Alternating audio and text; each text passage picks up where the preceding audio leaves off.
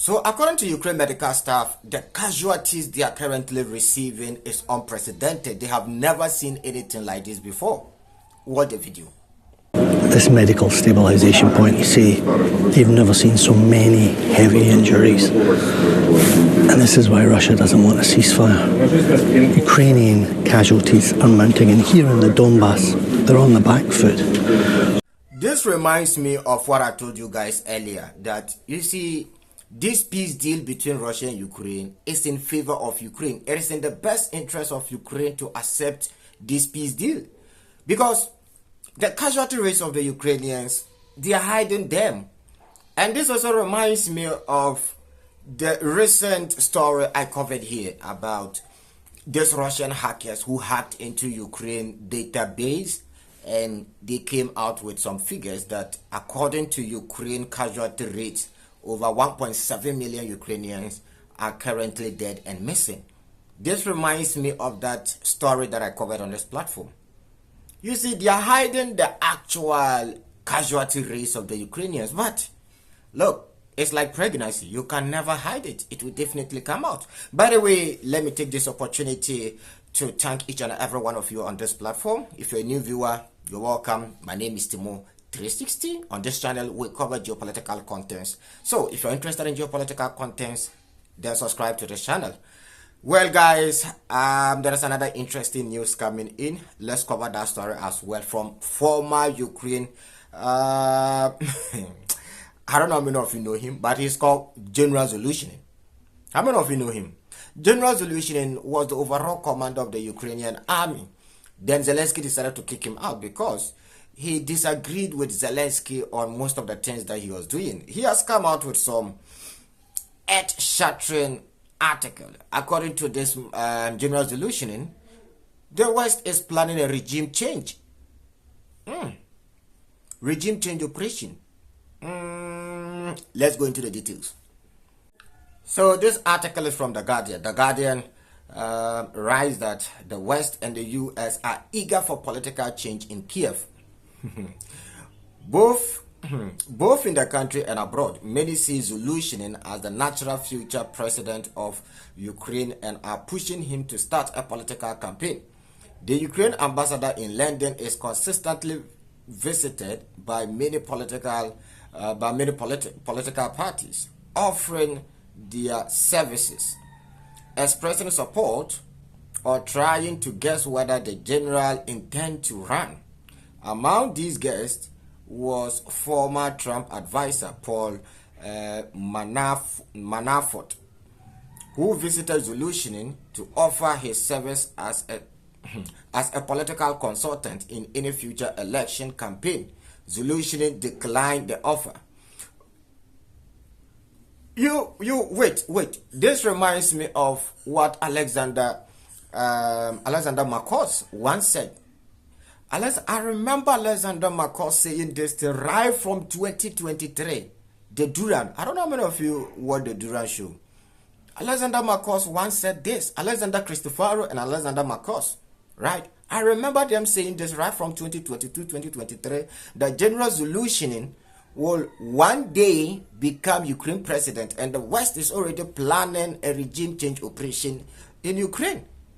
So this is why this Zelensky guy is all over the place. We will not accept. We will not let Russia take over Ukraine. We will not give our lands to you and Russia.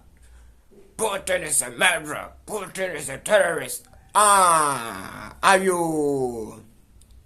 So this is the fate of Zelensky now. That is why Zelensky is fighting so hard to make sure that he stays in power. Quite interesting. You know, I don't just give you guys just one update and just go. Another interesting, I just don't want to talk. So when I talk, I give you guys sources. I want to prove, right? So let's go into the next story. This is very, very interesting. Ukraine national debt has reached a critical level of almost 100% of GDP. So they are talking about debt to GDP. Right? Those of you who don't understand economics, debt to GDP is when you gather everything in your country total wealth, right? How much you are using to service your debt. And in the case of Ukraine now, they have gotten to a critical point. Their debt to GDP is now almost 100%, meaning all the money that the Ukrainians are currently making in their country, they are using it to pay they are using it to pay their debt. I don't know why today's update, I'm just laughing that way. By the way, let's continue. The Ukraine Ministry of Finance has acknowledged that the country economic has rapidly deteriorating and the debt level has approached the projected GDP level for 2025. Each year gives us about 20 billion to national debt. In 2021, the figure was 55% of GDP. Now it is nearly 100. So back in 2021, before this war began, Ukraine debt to GDP was 55. Now let's ask, what about the Russians? Russian debt to GDP, I think Russia is one of the few countries on earth with a very low debt to GDP ratio. So how is Ukraine winning? I keep asking this question. Okay, the gap in purchasing power priority continue to grow. Parity, not okay. The gap in purchasing power parity continue to grow. According to World Bank data, since 1990, Ukraine economic lag behind Russia has increased from 3 to almost 11 times. Ukraine is winning. Slava Ukraine. Slava Ukraine. Let's all pray for Ukraine. Slava Ukraine. Ukraine is winning. Another fantastic article from Politico. I just love this. Trump deal threatens EU image as champions of rules-based trade. Let me go into the details more for you. I just love this. It is all because of Ukraine. The EU explains why it agrees to an unfavorable deal with the US on tariffs, according to Politico. We are still hostages of American.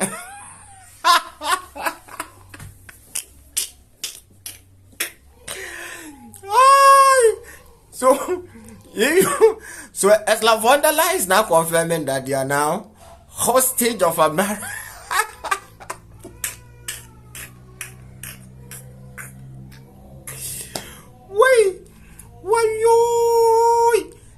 Let me read. We are still hostages of American military and strategic protection, and we have look, I'm not going to read again. There's no need for me to read this particular article. If you see, this is exactly what I've been saying from day one, that EU has now become hostages of America because they are bent on destroying Russia to the point that they don't even realize how they are destroying their own economies. So if Ursula von der Leyen is now confirming that, they are hostages of, America now, then good. Quite interesting. Very good. So this is also from the New York Times. The New York Times says that there are increasing reports about Trump plans to abandon resolving the Ukrainian conflict. New York, according to the New York Times. Trump, let me remind Donald Trump that before you became president, you told the whole world that you will resolve the Ukraine conflict in less than 24 hours. Oga, how far? How? Why are you making these statements now? Thank you very much for watching Timo 360 once again. Guys, I've told you guys that I'm going to be consistent on this platform, and I think I've already proven myself in less than even 2 weeks. Today marks exactly, I think, 13 days ever since we created this channel and started posting. Yes, I think about 14 days now. 13 days, yes. So I've been very consistent, and I've posted over 50 videos on this platform already. So this proves how consistent I have been on this platform. Guys, if you love what we do as usual, make sure to subscribe to the channel. To our regular viewers, you guys already know what to do already. Smash that like button. Shalom. See you guys in the next episode.